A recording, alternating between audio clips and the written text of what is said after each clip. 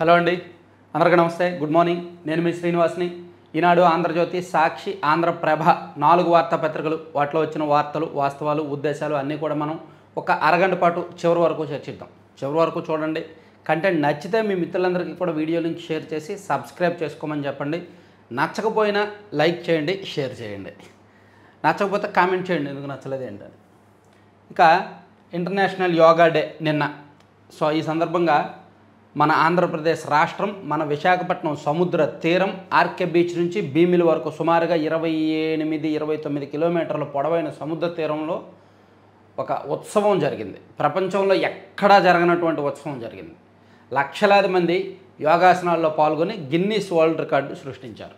దాదాపుగా 3,02,000 మంది అనుకుంటా దానిలో పాల్గొన్నది. సో అది గిన్నీస్ వరల్డ్ రికార్డు.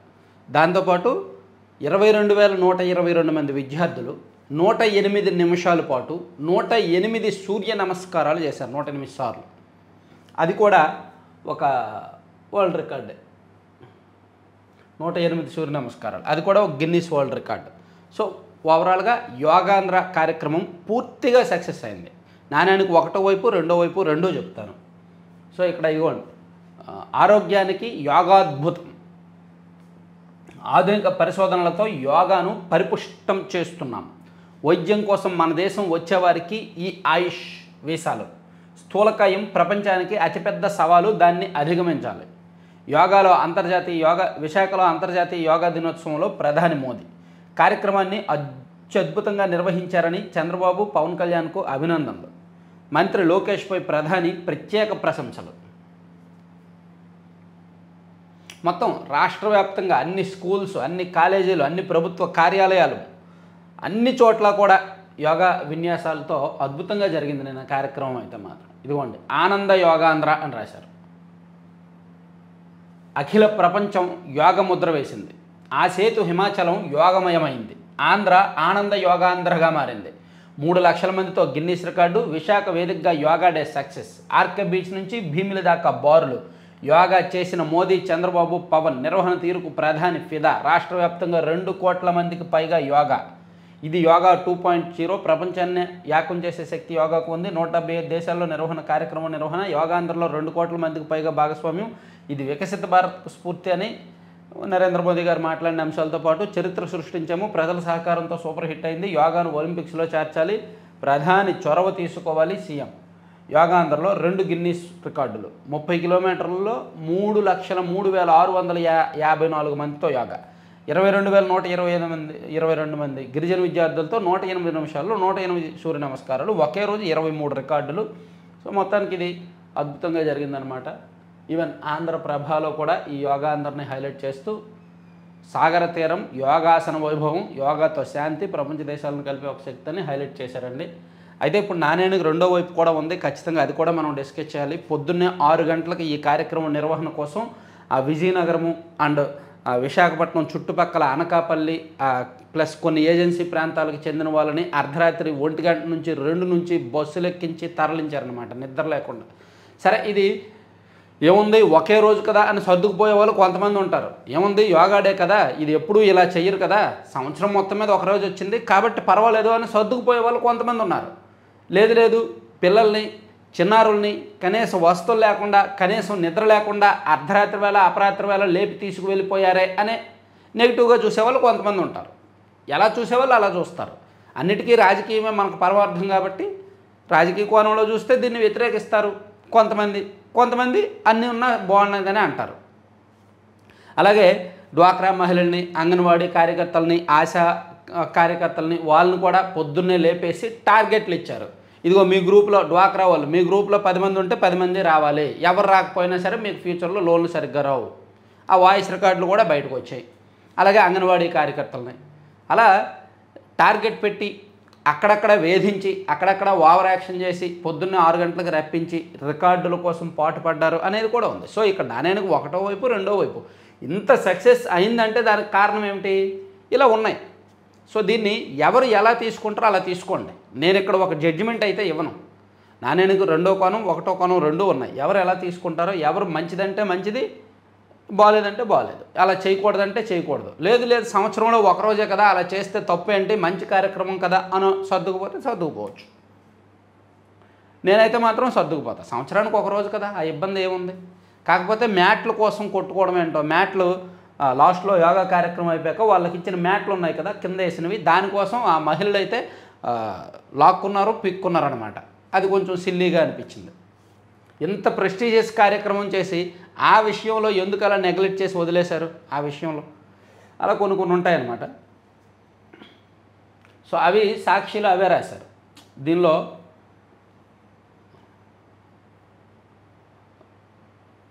నాకు తెలియకుండానే నా పేరు రిజిస్ట్రేషన్, యోగాంధ్ర కార్యక్రమానికి కోట్లలో రిజిస్ట్రేషన్లు అయ్యాయని కూటమి ప్రభుత్వం చెబుతున్నదంతా బోగస్. ఈ బోగస్ రిజిస్ట్రేషన్లతో ప్రజాధనం వృధా. సిపిఎం రాష్ట్ర కార్యదర్శి వి శ్రీనివాసరావు. 3 ఏళ్ల కిందట మరణించిన నా తండ్రి పేరుతో రిజిస్ట్రేషన్, సత్యసాయి జిల్లాకు చెందిన ముసలప్ప. సో ఇట్లా కొన్ని ఉన్నాయి. కోట్లాది మందితో యోగా చేయించాలనే తపనతో రికార్డుల కోసం పరితపించి కష్టపెట్టారు, ఇలా బలవంతపు రిజిస్ట్రేషన్లు చేశారు, చూపించారనమాట. సో ఇవి కూడా కొన్ని జరిగాయి, చాలా చోట్ల జరిగాయి. సో దీన్ని యోగా డేని ఎవరు ఎలా తీసుకుంటారో అలా తీసుకోండి, అది పక్కన పెట్టేస్తున్న ఆ వార్త. నల్లబార్లీ పొగాకు రైతులకు ఉపశమనం, కొనుగోలు కేంద్రాలు ప్రారంభించిన మార్క్ఫెడ్. సోమవారం నుంచి పూర్తి స్థాయిలో కొనుగోళ్లు. మొత్తానికి నల్లబార్లీ రైతులు, పొగాకు రైతుల ఇబ్బందులు తీరే.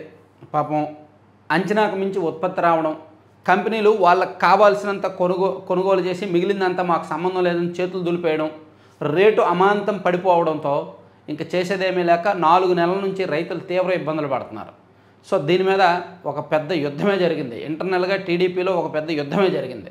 చివరికి మార్క్ఫెడ్ ద్వారా కొనుగోలు చేయడానికి ఒప్పుకున్నారన్నమాట. అది జరుగుతుంది, నిన్నటి నుంచి మొదలైంది.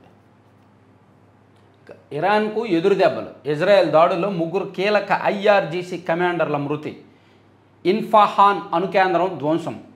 ఫలించని ఐరోపా నేతల దౌత్యం. ఇజ్రాయెల్తో జరుగుతున్న యుద్ధంలో 9వ రోజైన శనివారం ఇరాన్కు ఎదురు దెబ్బలు తగిలాయి. ఇరాన్ రెవల్యూషనరీ గార్డ్ కోర్కు చెందిన 3 కీలక కమాండర్లను ఇజ్రాయెల్ సైన్యం మట్టుబెట్టింది. అంతేకాదు అణుస్థావరాలే లక్ష్యంగా దాడులను తీవ్రతరం చేసింది. కీలక ఇన్ఫాహాన్ అణుకేంద్రానికి భారీగా నష్టం కలిగించింది. అక్కడ సెంట్రిఫ్యూజ్ తయారీ కేంద్రాలను ధ్వంసం చేసింది. బాలిస్టిక్ క్షిపణులు తయారు చేసే కర్మాగారాలపై బాంబుల వర్షం కురిపించింది. ఖుజస్థాన్ ప్రావిన్స్లో ఇరాన్ సైనిక మౌలిక సదుపాయాలను నాశనం చేసింది.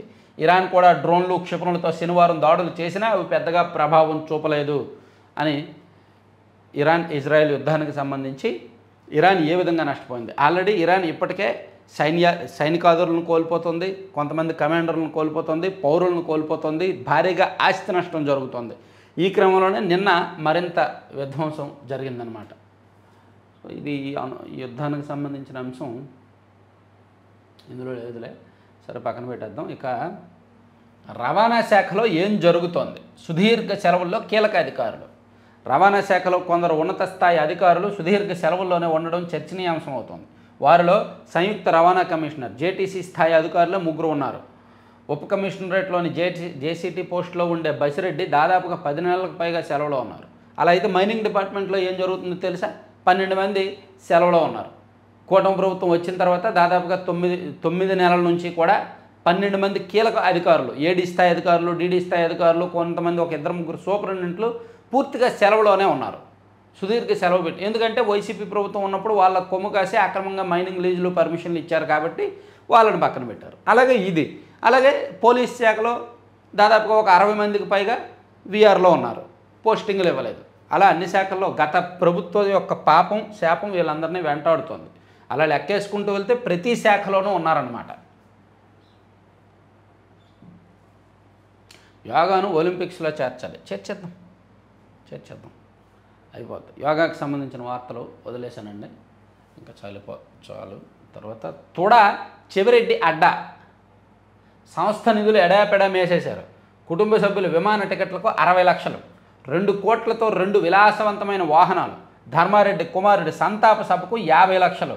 వైకాపా ప్రభుత్వంలో చెవిరెడ్డి అరాచకాలు అన్నీ ఇన్ని కావు. వామ్మో! మద్యం కుంభకోణం కేసులో అరెస్ట్ అయిన వైకాపా నాయకుడు, చంద్రగిరి మాజీ ఎమ్మెల్యే చెవిరెడ్డి భాస్కర్ రెడ్డి తిరుపతి నగరాభివృద్ధి సంస్థ తుడా చైర్మన్ హోదాలో ప్రజాధనాన్ని మంచినీళ్ళ ప్రాయంగా ఖర్చు పెట్టేశారు. ఆయన కుటుంబ సభ్యులు విమాన టికెట్ల కోసం ఖర్చు చేసిన తుడా నిధులు 60 లక్షలంట. అమ్మని సొంతంగా తిరగడం కోసం తుడా నిధులు ఖర్చు చేశాడంట 60 లక్షలు. తొడలో అవసరమైన వాహనాలున్న చెవిరెడ్డి 2 విలాసవంతమైన వాహనాలు కొనేందుకు 2 కోట్లు ఖర్చు చేయడమే కాక 5 ఏళ్లలో వాటికి పెట్రోలు డీజిల్ కోసమే 2.60 కోట్లు వెచ్చించారు. ఊరు నాయను, మామూలు వ్యక్తి కాదు అసలు. మాదిగలకు జగన్ చేసిందేమీ లేదు. మందకృష్ణ మాదిగ అణు జలాంతర్గాముల స్థావరాన్ని సందర్శించిన ప్రధాని మోదీ. ఇదో మరో కీలకమైన వార్త వచ్చింది. చెంగయ్యను బలి తీసుకుంది జగన్ వాహనమేనంట. వెలుగులోకి వచ్చిన వీడియో ప్రాథమికంగా నిర్ధారించిన పోలీసులు. ఉన్నతాధికారుల దృష్టికి విషయం. మాజీ ముఖ్యమంత్రి వైఎస్ జగన్ ప్రయాణిస్తున్న వాహనం ఢీకొనడం వల్ల ఎస్సీ వర్గానికి చెందిన చీలి చెంగయ్య మృతి చెందినట్టు నల్లవాడ పోలీసులు ప్రాథమికంగా నిర్ధారించారు. జగన్ ఈ నెల 18న పల్నాడు జిల్లా పర్యటనకు వెళ్ళినప్పుడు మార్గమధ్యంలో గుంటూరు సమీపంలో ఏటుకూరు వద్ద ప్రమాదం జరిగింది. ఇప్పటివరకు చెంగయ్యను జగన్ ర్యాలీలో పాల్గొన్న వేరే వాహనం ఢీకొందని భావించిన పోలీసులు ఆ దిశగా దర్యాప్తు చేశారు. అనూహ్యంగా బయటకు వచ్చిన వీడియోలో ఆ రోజు ఏం జరిగింది అనేది తెలిసింది. మరి ఇలా ఉన్నప్పుడు ఆ గుంటూరు ఎస్పీ గారు ముందే చెప్పకూడదుగా, జగన్ కాన్వాయ్లో వెహికల్ ఢీకొట్టలేదు, మరో ప్రైవేట్ వెహికల్ ఢీకొట్టిందని ఎస్పీ గారు ముందే స్టేట్మెంట్లు ఇవ్వకూడదుగా. ఆయన స్టేట్మెంట్ ఇచ్చిన తర్వాత 3 రోజుల తర్వాత ఇలా వీడియో బయటకు వస్తే అంటే దర్యాప్తు లేకుండా పోలీసులు ఎస్పీ స్థాయి అధికారి ఎలా చెప్తారు? అది ప్రభుత్వానికి మచ్చే కదా, పోలీసులకి మచ్చే కదా. సో ఆ జిల్లా ఎస్పీ గారు చాలా క్లియర్గా చెప్పారు ఆ కాన్వాయ్లో వాహనం ఢీకొట్టలేదు అని. ఇప్పుడేమో ఒక వీడియో బయటకు వచ్చింది, జగన్మోహన్ రెడ్డి గారి వెహికల్ ఢీకొట్టింది అంటున్నారు. ఆధారాలు చూపించిన మౌనమే సమాధానం. మురికి వ్యాఖ్యల కేసు విచారణలో సహకరించిన కృష్ణరాజు, వివిఆర్ కృష్ణరాజు గారు. వైఎస్ఆర్ కాంగ్రెస్ పార్టీ నాయకుల అకౌంట్ల నుంచి అతనికి భారీగా డబ్బులు వచ్చాయంట. అలాగే అతను ఫోన్ కాల్ డేటాలో మొత్తం వైసీపీ నాయకులే మాట్లాడుతున్నాడండి అతను. సో వాళ్ళు ఈ డబ్బులు ఇచ్చి అతని చేత మాట్లాడించారేమో అనే కుట్ర కోణాన్ని ఛేదిస్తుంటే అతను ఏమీ సమాధానం చెప్పట్లేదు, పోలీసులు విచారణకు సహకరించట్లేదు అని ఒకటి రాశారు. తర్వాత డంపింగ్ యార్డుల రహితంగా నగరాలు పట్టణాల అభివృద్ధి, విద్యుత్ ఉత్పత్తి ప్లాంట్లు, సిమెంట్ ఫ్యాక్టరీలకు వ్యర్థాల తరలింపు, స్వచ్ఛత కోసం 3 దశల్లో ప్రణాళిక, పర్యావరణంపై తీవ్ర ప్రభావం చూపే ఘన వ్యర్థాలపై సుప్రీంకోర్టు ఆదేశాలతో 2016లో కేంద్ర ప్రభుత్వం జారీ చేసిన మార్గదర్శకాలు నగరాలు పట్టణాల్లో పూర్తిగా అమలుకు నోచుకోవడం లేదు. ఘన వ్యర్థాల నిర్వహణను పట్టణ స్థానిక సంస్థలు అరకొరగా చేపట్టి చేతులు దులిపేసుకుంటున్నాయి. జాతీయ హరిత ట్రైబ్యునల్ ఎప్పటికప్పుడు సమీక్షించి భారీగా జరిమానాలు విధిస్తున్న పనితీరులో మార్పు రావడం లేదు అని ఘన వ్యర్థాల నిర్వహణ ఒక పెద్ద సవాల్. ఘన వ్యర్థాల నిర్వహణ అనేది. నాపై కేసులను కొట్టేయండి, హైకోర్టులో పాత్రికేయుడు కృష్ణరాజు వ్యాజ్యాలు. ఓకే, వైద్యుల పర్యవేక్షణలోనే వల్లభనేని వంశీ. ఓకే, మొత్తం యోగాకు సంబంధించి పరిచేశారనమాట. పెద్ద వార్త పరిచేశారు. రికార్డులు 2 గిన్నీసు, 21 వరల్డ్ రికార్డులు అని రాసుకొచ్చారు.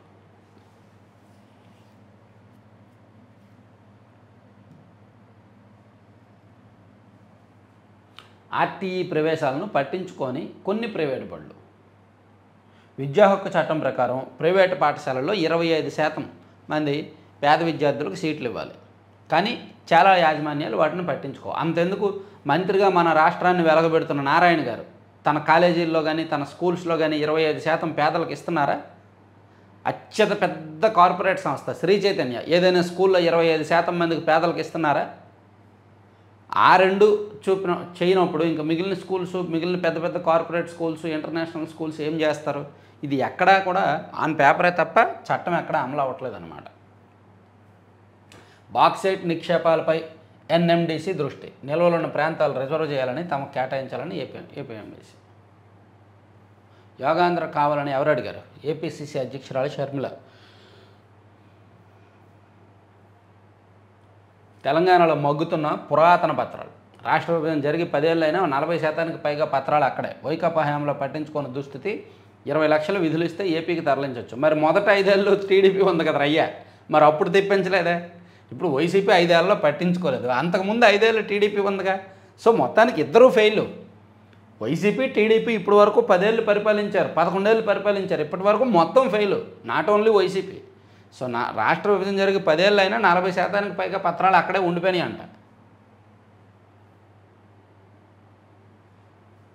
తెదేపా కార్యకర్తకు 3 లక్షల ఆర్థిక సాయం. విజయవాడకు చెందిన తెదేపా నాయకులు మాజీ కార్పొరేటర్ మాలకొండ వైద్య ఖర్చులను 3 లక్షలను అందించాలని సీఎం చంద్రబాబు ఆదేశాల మేరకు ఇచ్చారంట. తర్వాత విద్వేష ప్లకార్డు ప్రదర్శించిన వైకాపా కార్యకర్తకు రిమాండ్, రవితేజకు రిమాండ్ విధించిందంట కోర్టు. తర్వాత బెంగళూరులో అత్యవసరంగా దిగిన ఇండిగో విమానం గౌహతి నుంచి చెన్నైకి వెళ్తుండగా ఘటన. మద్యం కుంభకోణం కేసులో ఈడీ దూకుడు, పలు డిస్టిలరీల యజమానులకు నోటీసులు, ముడుపుల సొమ్ము ఏ మార్గాల్లో చెల్లించారంటూ ఆర్గ. ఇద్దరు దేవాదాయ శాఖ ఈవోలపై సస్పెన్షన్ వేటు, నిధులు దుర్వినియోగం చేసినట్టు తేలడంతో చర్యలు.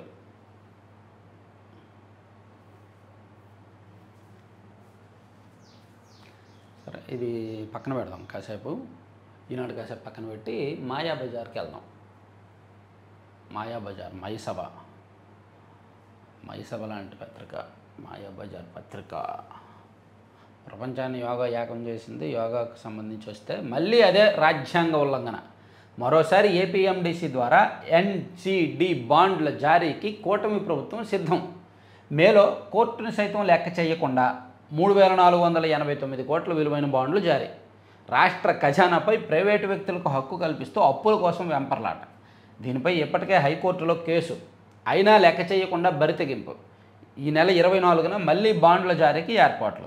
సో ఏపీఎండిసి ద్వారా దాని గనులు, లీజులు ప్రైవేటు వ్యక్తులకు ఇచ్చి బాండ్లు తీసుకొని ఆ బాండ్లు బ్యాంకుల్లో పెట్టి అప్పులు తీసుకుంటున్నారు అని, అది రాజ్యాంగ ఉల్లంఘన అని సాక్షి గతంలో రాశారు, ఇప్పుడు రాశారు, కొత్తగా మళ్ళీ తీసుకుంటున్నారని. ఇక కోరలు చాచిన కుల వివక్ష. తిరుపతిలో దళిత అధ్యాపకునికి తీవ్ర అవమానం. వెటర్నరీ యూనివర్సిటీ డైరీ టెక్నాలజీ కళాశాలలో దారుణం. అసిస్టెంట్ ప్రొఫెసర్ ఛాంబర్లో కుర్చీలు తొలగించిన ప్రిన్సిపల్. కింద కూర్చొని విధులు నిర్వహిస్తున్న అధ్యాపకుడు దళితుడునని చిన్న చూపుతో అవమానిస్తున్నారంటూ ఆవేదన. ఇది మరీ దారుణం అండి. ఒక కాలేజీలో, ఒక యూనివర్సిటీ కాలేజీలో ఒక దళిత ఉద్యోగినంట కుర్చీ ఇవ్వలేదంట. కుర్చీ లేదని చెప్పి అతను కింద కూర్చొని విధులు నిర్వహిస్తున్నాడంట. ఎంత దారుణం తెలుసా? ఇవన్నీ మనం రాజకీయంగా చూడలేం, ప్రభుత్వానికి ఆపాదించలేం, కానీ బాధ్యత తీసుకోవాలి. ఇటువంటివి జరగకుండా చర్యలు తీసుకోవాలి.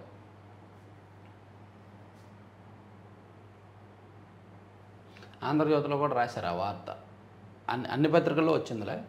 సో కొంచెం అటువంటి వార్తలు చదువుతున్నప్పుడు ఇంకా మనకు స్వాతంత్రం వచ్చి 78 ఏళ్ళు అయింది అని చెప్పి సాంబరపడాలో, ఇటువంటివి జరుగుతున్నాయి అని చెప్పి ఇంకా బాధపడాలో తెలియని పరిస్థితి. ట్రాన్స్ ఉమెన్కు మహిళలతో సమాన హక్కులు. స్త్రీత్వాన్ని సంతానోత్పత్తికే పరిమితం చేయడం రాజ్యాంగ విరుద్ధం. హైకోర్టు సంచలన తీర్పు. ట్రాన్స్ ఉమెన్కి కూడా మహిళలతో సమాన హక్కులు ఉంటాయంటండి. కేవలం సంతానోత్పత్తి అంటే మాత్రమే స్త్రీ అనేది కాదు, స్త్రీ అంటే ఎవరైనా స్త్రీ అని. ట్రాన్స్ ఉమెన్కు మహిళలతో సమాన హక్కులని హైకోర్టు ఒక తీర్పు ఇచ్చింది, అది ఇచ్చారు. ఇక అశోక్ లేలాండ్పై టీడీపీ దుష్ప్రచారం అని సాక్షిలో రాశారండి. అశోక్ లేలాండ్ మీద అంటే టీడీపీ వాళ్ళు దుష్ప్రచారం చేస్తున్నారంట. 2021లోనే స్టాక్ ఎక్స్చేంజీలకు తెలిపిన సంస్థ గత వైసీపీ హయాంలోనే బస్సుల ఉత్పత్తి జరిగిందంట. మరి అప్పుడు ఎందుకు వీళ్ళు ఏడవలేదు? కట్టని ఇల్లే కట్టినట్టు చూపించారే, చేయని పథకాలే అమలు చేసినట్టు చూపించారే. 50% పథకాలు అమలు చేసి 99% అని డప్పులు కొట్టుకున్నారే. కట్టని పోర్టులే కట్టేసినట్టు చూపించారే. పూర్తి కాని మెడికల్ కాలేజీలే పూర్తి అయిపోయినట్టు డప్పులు కొట్టుకున్నారే. మరి 2021లోనే బస్సులు ఉత్పత్తి జరిగితే చెప్పుకోకుండా ఉంటారా? ఆ డోలు బస్సుల్ని మెడలో వేసుకోకుండా ఉంటారా? అప్పుడు మెడలో వేసుకోవాలి. ఆ క్రెడిట్ టీడీపీ వాళ్ళకు వచ్చేసరికి, తెలుగుదేశం పార్టీ అధికారంలోకి వచ్చాక ఉత్పత్తి ప్రారంభమయ్యేసరికి వైసీపీ వాళ్ళు లేదు మా హయాంలోనే జరిగింది, 2021లోనే బస్సుల ఉత్పత్తి మొదలైంది అని చెప్పి ఆ సంస్థ 2021లోనే స్టాక్ ఎక్స్చేంజీలకు తెలిపిందని చెప్పి రాశారనమాట. అంటే క్రెడిట్ పొలిటికల్ యాంగిల్లో చూసి క్రెడిట్ వాళ్ళకి దక్కకూడదని ఏదో తిప్పలు. GGU university add.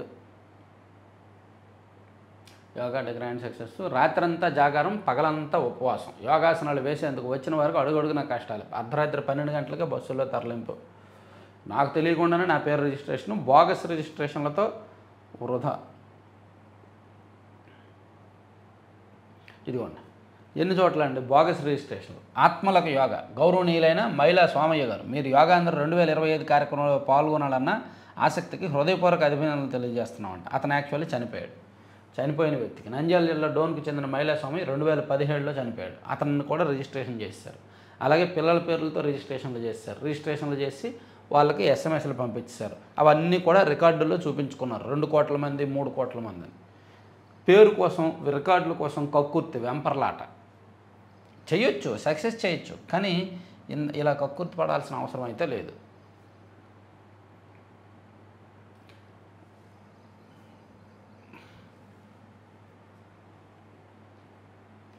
Ashok లైలాండ్పై TDP దుష్ప్రచారము, ట్రాన్స్ ఉమెన్కు ఇది, తర్వాత కోరలు చాచిన కుల వివక్ష, తిరుపతిలో దళిత అధ్యాపకుని తీవ్ర అవమానం, కింద కూర్చొని విధులు నిర్వహిస్తున్నారు. లాఠీలతో బాధి బెల్ట్తో చితక్కొట్టిన ఎస్ఐ, 2 మహిళలు సహా యువకుడిపై రెచ్చిపోయిన ఎస్ఐ ఒలి భాష, బూటు కాలితో తన్నడంతో విరిగిన మహిళ దంతాలు మెడ పట్టుకొని మెట్లపై నుంచి కిందకు తోసేసిన ఆయన.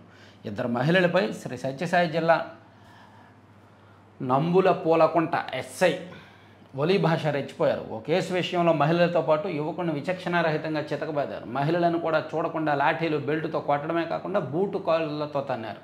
దీంతో ఓ మహిళకు 2 దంతాలు విరిగిపోయాయి. బాబా, మనిషా పశువు అండి బాబా ఎస్ఐ, అలా ఎలా చేస్తాడు? అమ్మో, దండించానంతే. ఈ విషయమై ఎస్ఐ ఒలి భాష మాట్లాడుతూ, ప్రశాంత్ గతంలో గంజా విక్రయిస్తూ పట్టుబడ్డాడు. అతడు మాదక ద్రవ్యాలకు బానిసగా మారి మహిళలపై అసభ్యంగా ప్రవర్తించాడు, అందుకని నేను దండించానని చెప్పుకుంటున్నాడు. అంతేగా, ఎవరు తప్పు చేసిన వాళ్ళు చేసామని ఒప్పుకోరుగా, సమర్థించుకుంటారుగా. రప్ప పోస్టర్ రవితేజకి రిమాండ్, అమరావతిని అవినీతిపై న్యాయం పోరాటం చేయాలి, డాక్టర్ సాకే శైలజాన్. అది ఓకే, సాక్షి అయిపోయింది, మాయాబజార్ అయిపోయింది, పక్కన పెట్టేద్దాం. ఆంధ్రజ్యోతి చూసుకుంటే యోగాకు సంబంధించి అయిపోయింది. మహిళలు భారత్కు ఒంటరిగా వెళ్ళొద్దు, ఇది ఒకటి మనం తలదించుకోవాల్సిన వార్త. అత్యాచారాలు, హింసాత్మక ఘటనలు జరుగుతున్నాయి, అమెరికా హెచ్చరిక. అలాగైతే అమెరికాలో ఊరికే బయట పబ్లిక్గా సూపర్ మార్కెట్లోనూ, పబ్లిక్ ప్లేసుల్లోనూ, జంక్షన్లోనూ కాల్చిపడేస్తారు. మరి అమెరికా కూడా ఎవరు వెళ్ళకూడదు. అమెరికాలో హింసాత్మక ఘటనలు ఎక్కువ జరుగుతాయి కదా. చాలాసార్లు మనం చెప్పుకుంటూనే ఉన్నాం. ఇదిగో టెక్సాస్లో పలానా చోట దుండగుడు వచ్చి కాల్పు జరిపాడు, వాషింగ్టన్లో పలానా చోట దుండగుడు వచ్చి కాల్పు జరిపాడు, మనం చాలా చోట్ల చూస్తాం, వార్తలు చదువుతాం. మరి అలాంటప్పుడు మనం ఏమనుకోవాలి, ఇతర దేశాలలో ఏమనుకోవాలి? అమెరికా వెళ్ళొద్దు, అక్కడ బహిరంగంగా కాల్పులు జరుపుతారని. కానీ అమెరికా అంటే అదొక ఆకర్షణ, అదొక మోజు. అక్కడ ఒకసారి వెళ్ళి సెటిల్ అయ్యి కాస్త సంపాదన నేర్చుకుంటే డాలర్లో సంపాదన వచ్చేసరికి ఇండియా రూపాయి, డాలర్ ఇలా ఉంటే ఇండియా రూపాయి ఇలా ఉంటుంది. కాబట్టి ఇంకా అలవాటు అవుద్ది.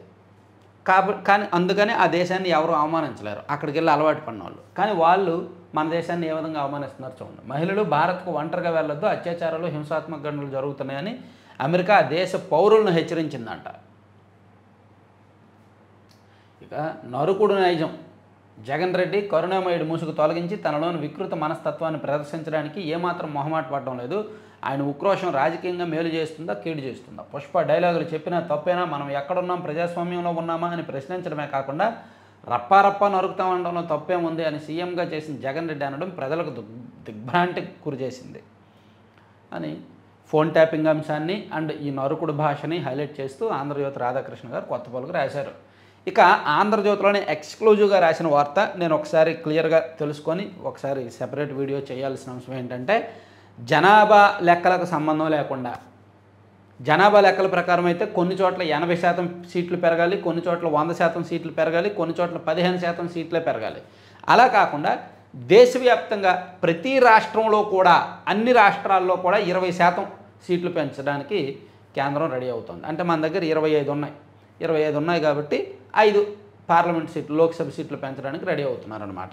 అలాగే తెలంగాణలో 17 ఉన్నాయి, అక్కడ ఒక 3-4 పెంచడానికి రెడీ అవుతున్నారు. సో ఇది దక్షిణాది రాష్ట్రాలకు నష్టం జరగకుండా చూసేందుకు వచ్చే పార్లమెంట్ సమావేశాల్లోనే జమిలి బిల్లు, నియోజకవర్గాల పునర్విభజన, మహిళలకు 33% కోటాపై స్పష్టత ఇవ్వనున్న కేంద్రం, జస్టిస్ వర్మ తొలగింపునకు మహాభియోగ తీర్మానం, జూలై 21 నుంచి ఆగస్టు 11వ తేదీ వరకు పార్లమెంట్ ఉభయ సభల సమావేశాలు జరగబోతున్నాయి. ఆ సమావేశాల సందర్భంగా వీటిని ఆమోదించబోతున్నారు అని ఆంధ్రజ్యోతిలో ఒక ఎక్స్క్లూజివ్ స్పెషల్ వార్త రాశారు. బాగానే ఉంది.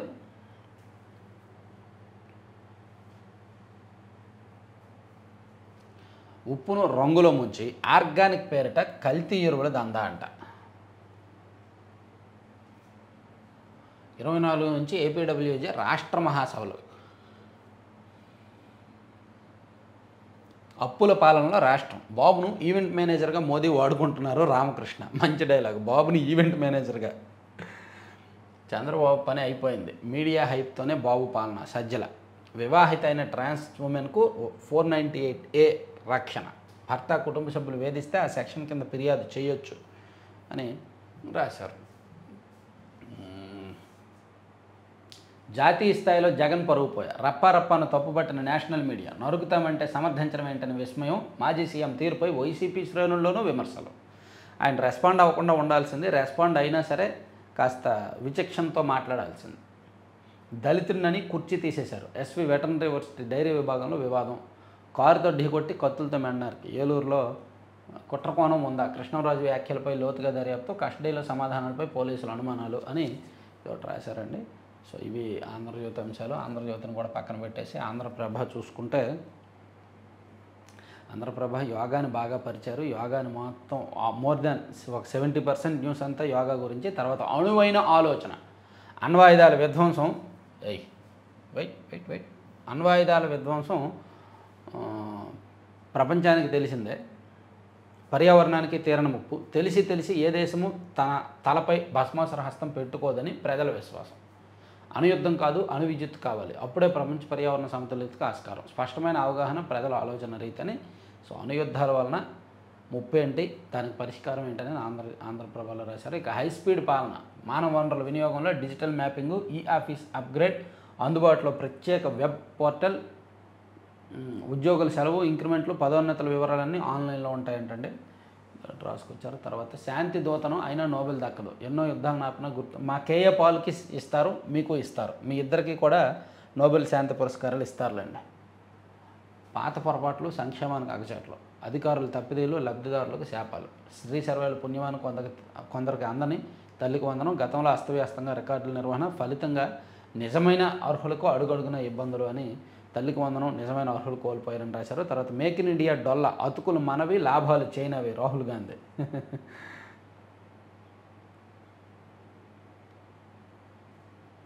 సరే, ఇవన్నీ ఆంధ్రప్రభల అంశాలు. ఇవి కూడా పక్కన పెట్టి ఈనాడులో నేషనల్ ఇంటర్నేషనల్ అంశాలు చూద్దాం. ఈనాడులో ఇరాన్ నుంచి భారత్కు చేరుకున్న 827 మంది అంటండి. ఆపరేషన్ సింధులో భాగంగా ఇరాన్ నుంచి మన పౌరులు వచ్చేస్తున్నారు. తర్వాత ఆకలి బాధతో జీవన్ మరణం. ఓవైపు ఇజ్రాయెల్ కాల్పులు, మరోవైపు దొంగల దాడులు. దయనీయ స్థితిలో గాజావాసులు, గాజాలోని ప్రజలు ఆకలి బాధతో జీవన్మరణ పోరాటం చేస్తున్నారు. రోజు రోజుకు వారి ఆహార ప్రయాణం ప్రాణాంతకంగా మారుతుంది. ఆహారం కోసం మిలిటరీ జోన్లను దాటుతున్న ప్రజలపై సైనికులు కాల్పులు జరుపుతున్నారు. అక్కడ అష్టకష్టాలు పడి తెచ్చుకున్న ఆహారాన్ని కత్తులతో బెదిరించి దారిదోపిడీ దొంగలు దోచుకుంటున్నారు. వ్యవస్థలు పని చేయకపోవడంతో కుటుంబాల కోసం ఆహార పోరాటంలో పలువురు చనిపోతున్నారు. అబ్బబ్బబ్బబ్బా, చిన్నారుల ఆర్తనాదాలంట. నోబెల్కు ట్రంప్ పేరు ప్రతిపాదించిన పాక్, భారత్తో ఘర్షణ నివారణలో దౌత్యం వహించారని వెల్లడి. నా ప్రయత్నాలకు ఆ పురస్కారం రాదు, అమెరికా అధ్యక్షుడు. ఎయిర్ ఇండియాలో ముగ్గురుపై వేటు. అహ్మదాబాద్ లండన్ విమాన ఘటన నేపథ్యంలో ఎయిర్ ఇండియాకు చెందిన ముగ్గురు అధికారులపై వేటు పడింది. అరుదైన గ్రూప్ రక్తదాతలతో పోర్టల్, సమాచార చేరవేతకు ఐసీఎంఆర్ ఏర్పాట్లు. రష్యా సైనికుడి అడుగు పడితే ఆ ప్రాంతం మాదే, ఉక్రెయిన్కు పుతిన్ హెచ్చరిక. రష్యా అధ్యక్షుడు వ్లాదిమిర్ పుతిన్ కీలక వ్యాఖ్యలు చేశారు. తన దృష్టిలో ఉక్రెయిన్ అంతా తమదేనంటూ కీవ్ కట్టి హెచ్చరికలు జారీ చేశారు. సరిహద్దు వెంబడి సెక్యూరిటీ జోన్ని ఏర్పాటు చేయాలనుకుంటున్నాం, అయితే నిరంతరం కాల్పులకు పాల్పడుతూ ఉక్రెయిన్ మాకు మరింత ముప్పు సృష్టిస్తోంది. పెరిగిన పప్పు దినుసులు, నూనె గింజల ఉత్పత్తి అంటండి. విమాన ప్రమాదంలో విధి వైపరీత్యం. జీరావాలా మృతదేహం అహ్మదాబాద్లో లభ్యం, కుటుంబ సభ్యులకు ఆధారాలు చూపిన పోలీసులు. శారీరక దృఢత్వ నిర్ధారణకు మెడికల్ బోర్డు ఏర్పాటు చేయండి. ఎన్డీఏ అభ్యర్థి విషయంలో ఎయిమ్స్కు ఢిల్లీ హైకోర్టు ఆదేశం. పోలింగ్ ఫుటేజ్ ఇస్తే ఓటర్ల గోప్యతకు భంగం ఈసీ. మరి ఎక్కడ ఇవ్వాలి? ఎక్కడైనా పోలింగ్ స్టేషన్లో గొడవ జరిగిందనుకో, ఆ ఫుటేజ్ బయటకు ఇవ్వకపోతే ఎట్లా? ఈ గొడవలన్నీ ఎలా తెలుస్తాయి?